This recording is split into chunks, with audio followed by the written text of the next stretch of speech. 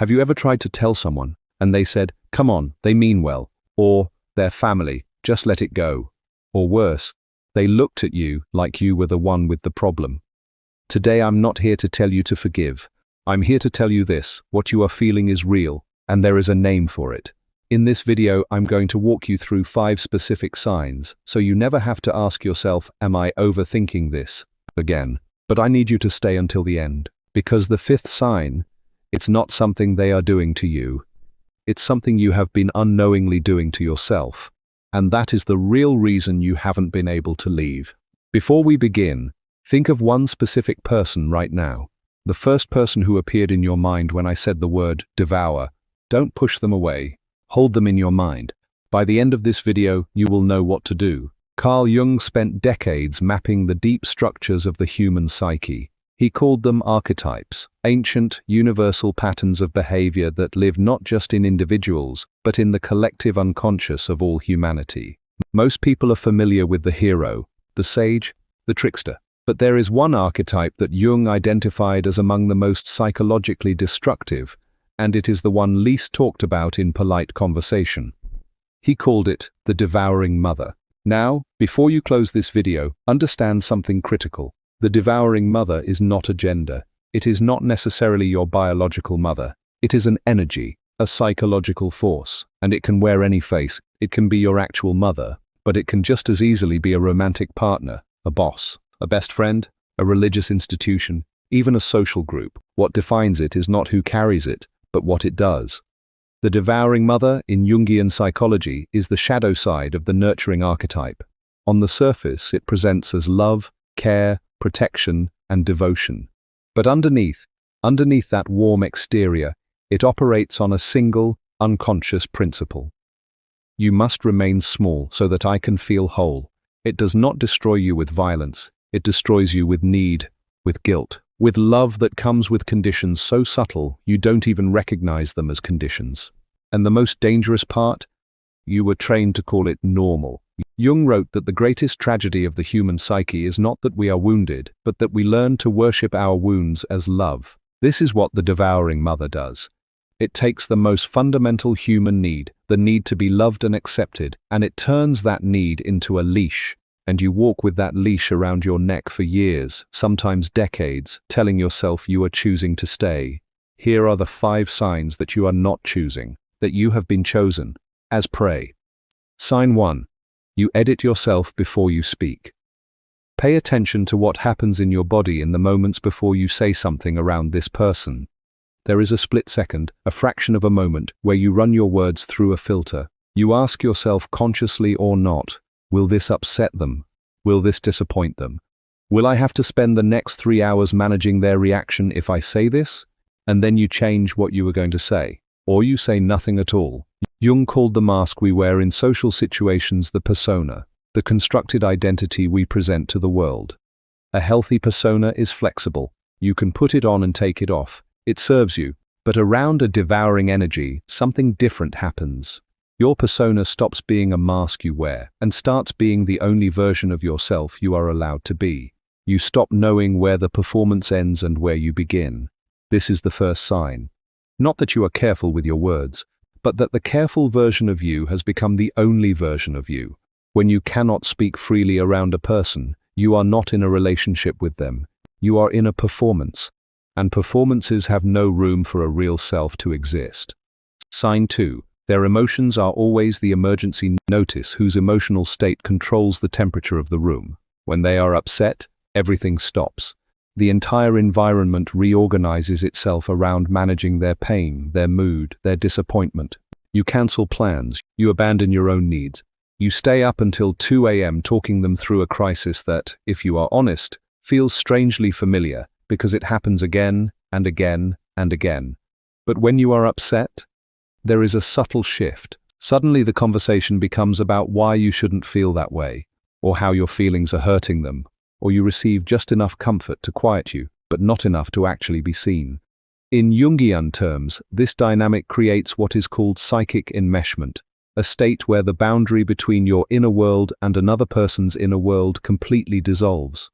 Their anxiety becomes your anxiety. Their needs become your purpose. Nietzsche described a related phenomenon. He called it the morality of ressentiment, the psychology of those who, feeling powerless, transform their need for control into a moral framework. They do not say, "Do this because I demand it." They say, "Do this because you are a good person, and a good person would not abandon someone who needs them." The guilt is the mechanism, the love is the justification. And you, because you are genuinely good, you respond to it every single time. Sign 3. You feel guilty for growing. This is the sign that people miss most often because it disguises itself as loyalty. You get a new opportunity, a new relationship, a new sense of direction, and instead of feeling purely excited, you feel a shadow of guilt, a quiet voice that says, "What about them? How will they manage without you? After everything they've done for you." And sometimes, not always, but sometimes, when you share your good news with this person, something strange happens. They celebrate you, yes, but there is something underneath the celebration. A subtle flatness, a comment that reframes your success as something that could go wrong. A reminder of how much they sacrificed for you to be here. Jung called this the refusal of individuation. Individuation is the central process of Jungian psychology, the lifelong journey of becoming a fully realized autonomous individual. It is the psychological equivalent of what Nietzsche called the will to power, not power over others, but the sovereign power of becoming entirely yourself.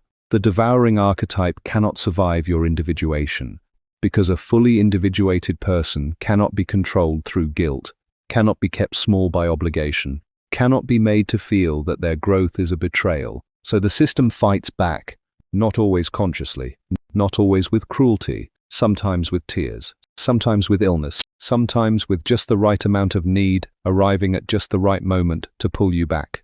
And you return, because you love them, and because some part of you has been taught that your growth, your becoming, is violence against them. CTA, mid-video. If what I'm describing is resonating with you, if you are sitting here thinking about that one specific person I asked you to hold in your mind, I want you to do one thing right now. Subscribe to this channel, because the work we do here is not about self-help, it is about self-excavation. It is about finding the parts of yourself that were buried and bringing them back to the surface. Subscribe now, and let's continue. Sign 4. The relationship has an unspoken contract. Every relationship has a spoken contract, the agreed-upon terms of how two people will treat each other. But the devouring dynamic operates on an unspoken contract, a set of rules that were never discussed, never agreed to, but that you have somehow been violating your entire life. Rules like, you must always be available. You must prioritize their feelings over your own. You must never outgrow them. You must interpret their behavior charitably, no matter what. But they reserve the right to interpret yours with suspicion. And when you violate these unspoken rules, even accidentally, even by simply existing as a separate human being with your own needs, there is a punishment. The punishment is rarely direct. It is not a conversation. It is a withdrawal of warmth, a silence that carries weight, a comment designed to make you feel selfish, ungrateful, or unstable. Jung identified this pattern as projection, the psychological mechanism by which a person unconsciously transfers their own unacknowledged traits onto another person.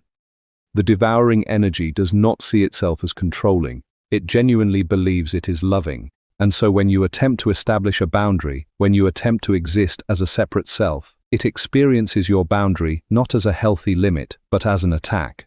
And it responds accordingly. You are not dealing with conscious cruelty, you are dealing with something more difficult. Unconscious need, dressed in the language of love, enforced through the machinery of guilt. Sign 5. You have forgotten what you want, and now we arrive at the 5th sign. The one I warned you about at the beginning. This is not something they did to you. This is something that happened inside you, quietly, over time, as a result of everything we have already discussed. You have lost contact with your own desire. Not your desire to please them. Not your desire to keep the peace. Not your desire to be seen as a good son, daughter, partner, employee. Your raw, unfiltered, unapologetic desire for your own life.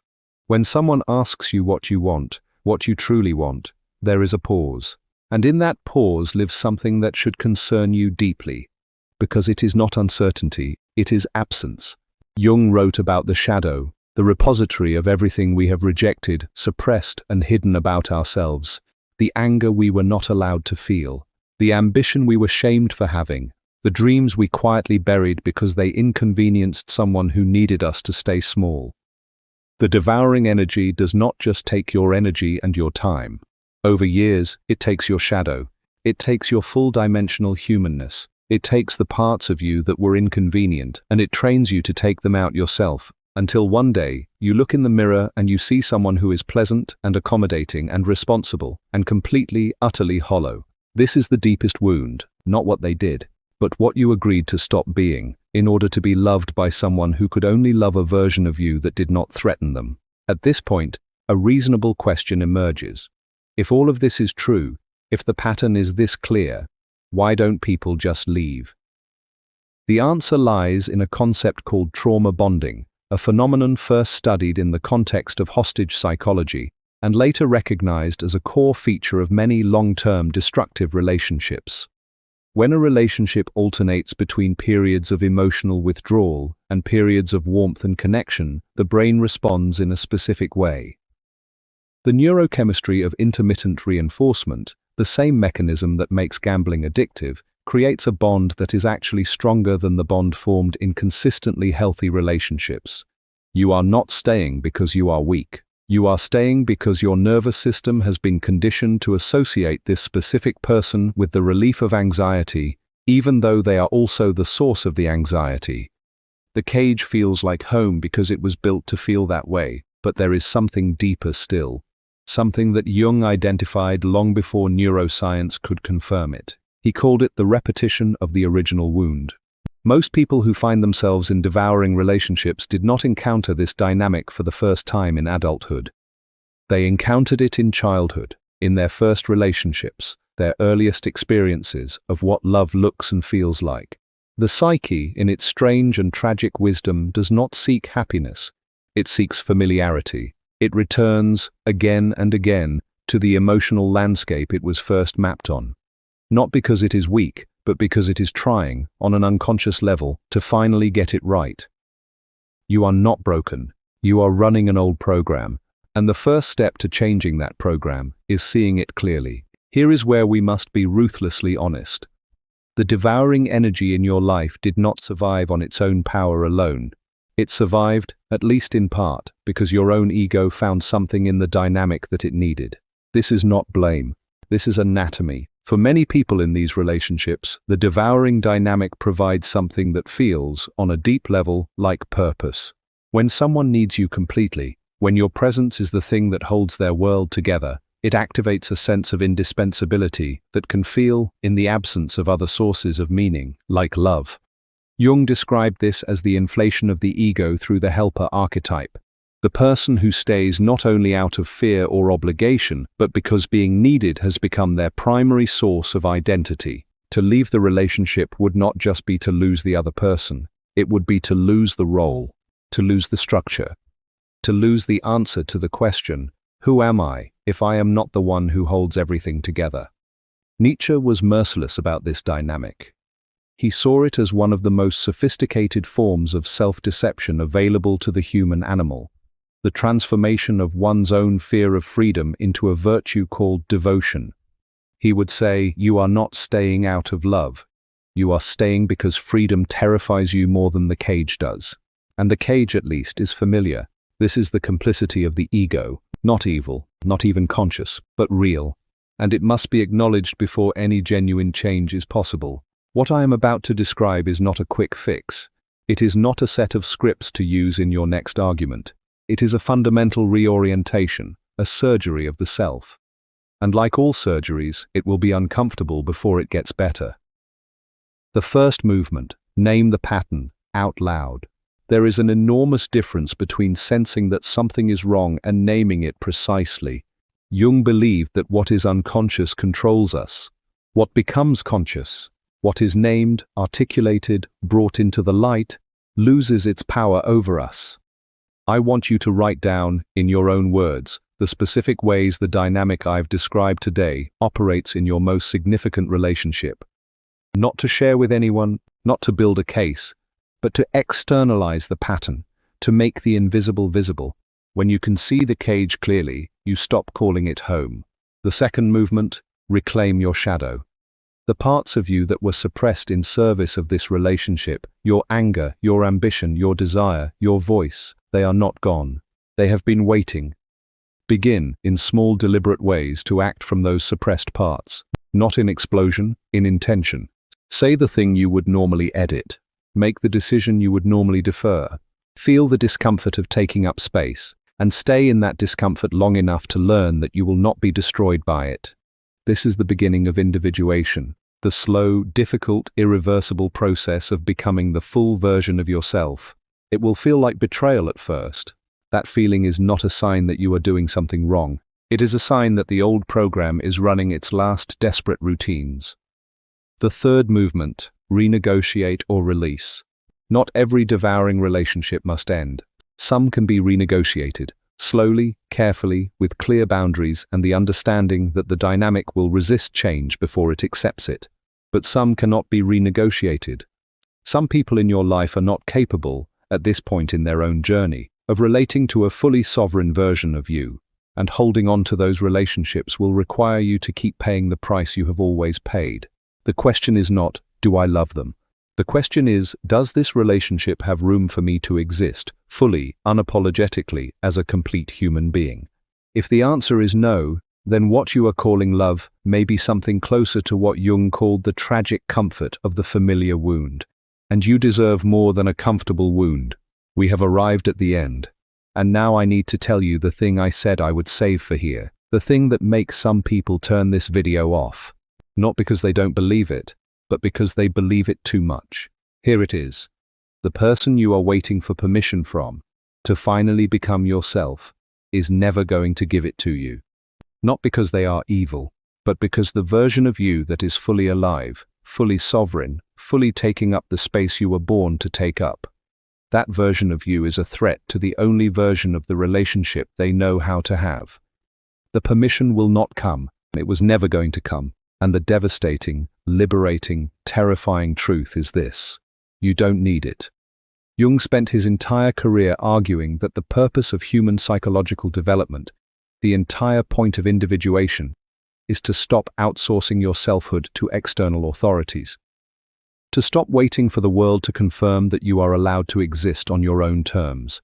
Nietzsche called this moment the death of the old self. Not metaphorically, he meant it as a real psychological event, a rupture, a shedding, a becoming. He called it amor fati, love of fate, the willingness to embrace not just the pleasant parts of your becoming, but the grief, the loss, the terrifying emptiness that comes when you stop filling yourself with someone else's needs. That emptiness is not the end of you. That emptiness is the beginning. Think of the person you have been holding in your mind throughout this video. Now ask yourself the question you have been avoiding. What would my life look like 1 year from now, 5 years from now, if I stopped making myself smaller to fit inside this relationship? Don't answer out loud. Don't answer for me. Sit with that question in the silence that follows this video, because the answer is already there. It has always been there. You simply have not been quiet enough or safe enough to hear it. Until now.